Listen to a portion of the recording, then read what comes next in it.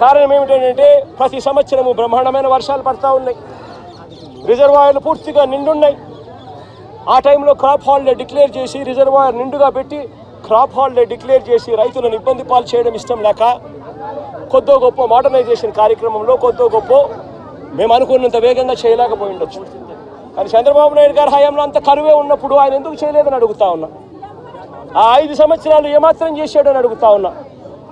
2008 ఆ దివంగత నేత ప్రీతమ నాయకుడు రాజశేఖర రెడ్డి గారి హయాం నుంచి 2023, 2024 జగన్మోహన్ రెడ్డి గారి హయాం వరకు జగన్ హయాం దాకా మధ్యలో చంద్రబాబు హయాంతో కూడా కలుపుకుంటే కూడా ఇది కెనాల్ మోడర్నైజేషన్ కాబట్టి పంటలు అప్పుడప్పుడు ఆపుకుంటూ క్రాప్ హాలిడే డిక్లేర్ చేస్తూనే మోడర్నైజేషన్ చేయాల్సి వస్తుంది.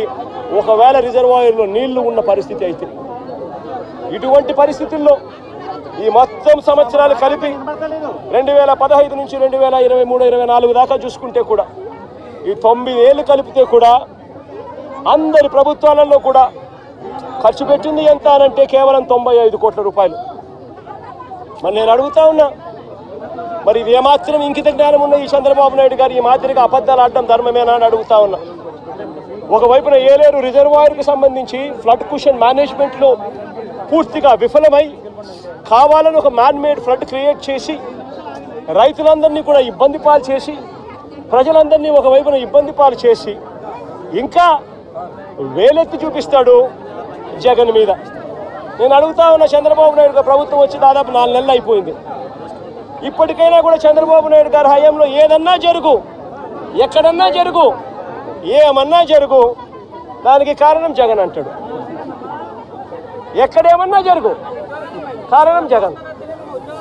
విజయవాడలో వరదలు వచ్చినా జగన్, ఏలే రిజర్వాయర్ వచ్చినా జగన్, ఆంధ్ర రాష్ట్రంలో కోవిడ్ వచ్చినా జగన్.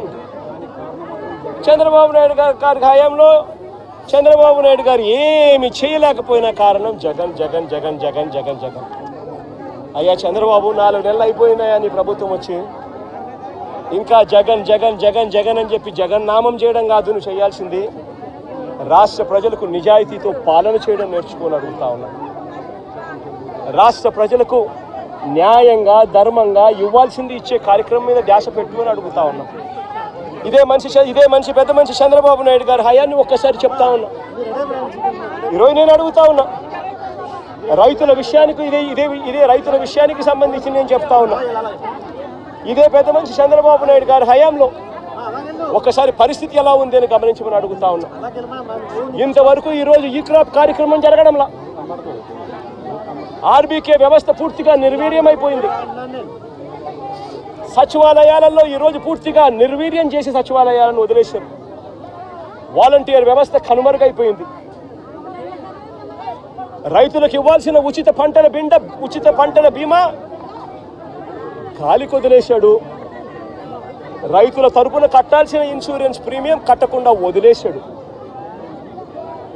నేను అడుగుతా ఉన్నాను ఇదే పెద్ద మనిషి చంద్రబాబు నాయుడు గారిని, ఈ క్రాప్ ఏమైందయ్యా అని అడుగుతా ఉన్నాను. గ్రామ సచివాలయాల్లో పెట్టాల్సిన సోషల్ ఆడిట్లో పెట్టాల్సిన లిస్టులు ఏమైనాయా అని అడుగుతున్నాను. ఆర్బీకే వ్యవస్థ ఏమైందయ్యా అని అడుగుతా ఉన్నాను. ఇదే పెద్ద మనిషి చంద్రబాబు నాయుడు అడుగుతా ఉన్నాను. వ్యవసాయ సీజన్ మొదలయ్యేసరికి రైతు భరోసా ఇచ్చే కార్యక్రమం ఏమైందయ్యా అని అడుగుతా ఉన్నాను. వ్యవసాయ సీజన్ మొదలయ్యేసరికి రైతులకు ఇవ్వాల్సిన 0 వడ్డీ ఏమైందయ్యా చంద్రబాబు అని అడుగుతా ఉన్నాను. రైతులకు ఇవ్వాల్సిన పెట్టుబడి సహాయం గతంలో జగనే ఉంటే 13,500 ఖరీఫ్ సీజన్ మొదలయ్యే టయానికి రైతన్నల చేతిలో పడ్డది. ఈయన 20,000 ఇస్తానన్నాడు. 20,000 ఇస్తానన్న పెద్ద మనిషి ఆ 13,500 ఎగిరిపోయింది, 20,000 గాలికి ఎగిరిపోయింది. ఇదే పెద్ద మనిషి చంద్రబాబు నాయుడు గారు ఆర్బీకే వ్యవస్థ జగన్ ప్రభుత్వంలో, వైఎస్ఆర్ కాంగ్రెస్ పార్టీ ప్రభుత్వంలో ఆర్బీకేలు ఎఫెక్టివ్గా పనిచేస్తూ, జియో ట్యాగింగ్ చేస్తూ, ఈ క్రాప్ నమోదు చేస్తూ పారదర్శకంగా ప్రతి రైతుకు కూడా ఇన్సూరెన్స్ గవర్నమెంటే కట్టేది. రైతన్నకు ఏ పంట నష్టం జరిగినా ఏ నష్టం జరిగినా కూడా ఈ క్రాప్ నమోదయ్యేది. ఆర్బీకేలు పనిచేసేటివి, వాలంటీర్ వ్యవస్థ సచివాలయం వ్యవస్థ ముమ్మరంగా పనిచేసేటివి. ఇన్పుట్ సబ్సిడీ ఏ సీజన్ ముగిసేలోగానే ఇన్పుట్ సబ్సిడీ ఇచ్చే కార్యక్రమం జరిగేది. ఇన్సూరెన్స్ కూడా రైతన్న నిశ్చింతగా మళ్ళీ సీజన్ వచ్చేసరికి రైతన్న చేతిలో ఇన్సూరెన్స్ సొమ్ము కూడా పడేది.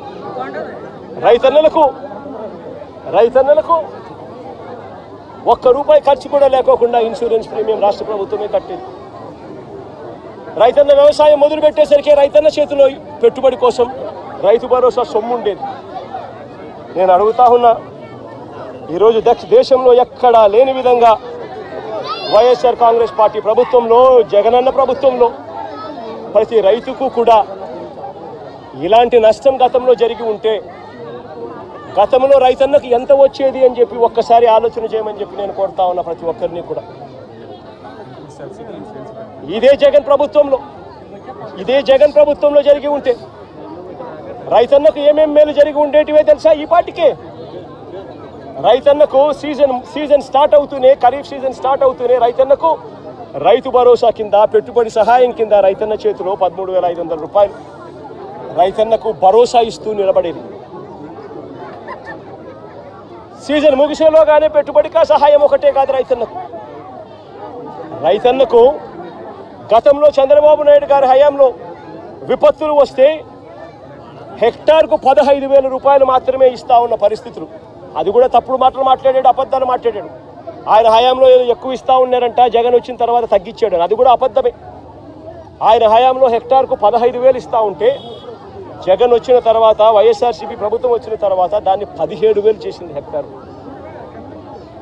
అదే జగన్ ఉండింటే, ఇటువంటి విపత్తి వచ్చిందంటే ఒకవైపు రైతుకు పెట్టుబడి కోసం రైతు భరోసా కింద 13,500 సొమ్ము వచ్చేది, రైతుకు ₹17,000 హెక్టార్ కంటే దాదాపుగా ₹7,000 హెక్టార్కు, ఎకరాకు ₹7,000 రైతుకు ఇన్పుట్ సబ్సిడీ కూడా వచ్చేది. ఎప్పుడే ఇమీడియట్గా సీజన్ ముగిసేలోగానే రైతన్నకు ఇదే ఈస్ట్ గోదావరి జిల్లాలోనే ఒక్కొక్క రైతన్నకు ఒక్కొక్క ఎకరాకు ఇన్సూరెన్స్ ప్రీమియం రాష్ట్ర ప్రభుత్వమే ఉచితంగా కట్టినందువలన ఒక్కొక్క రైతన్నకు ₹24,000 నుంచి ₹29,000, ₹24,000 నుంచి ₹29,000 ఇన్సూరెన్స్ సొమ్ము రైతన్నకు పడేది. రైతన్న ఇదే సమయానికి వచ్చేసరికి రైతన్నకు 0 వడ్డీ కింద డబ్బులు కూడా రైతన్న ఖాతాలో జమ అయ్యేది. నేను అడుగుతా ఉన్నా, ఇటువంటి విపత్తే రైతన్నకు జగన్ హయాంలో వచ్చినుంటే, వైఎస్ఆర్సీపీ ప్రభుత్వ హయాంలో వచ్చినుంటే ₹13,500 రైతన్నకు రైతు పెట్టుబడి సహాయం, ₹24,000 నుంచి ₹29,000 రైతన్నకు ఇన్సూరెన్సు, ₹7,000 రైతన్నకు ఇన్పుట్ సబ్సిడీ, 0 వడ్డీ కింద ప్రతి రైతన్నకు కనీసం ₹4,000, ₹3,000 కనీసం 0 వడ్డీ కింద డబ్బు వచ్చేది. అన్నీ లెక్కేసుకుంటే రైతన్నకు కనీసం అంటే 40,000 నుంచి ₹45,000 రైతన్నకు ప్రతి ఎకరాకు వైఎస్ఆర్ కాంగ్రెస్ పార్టీ ప్రభుత్వమే ఉండింటే, జగనే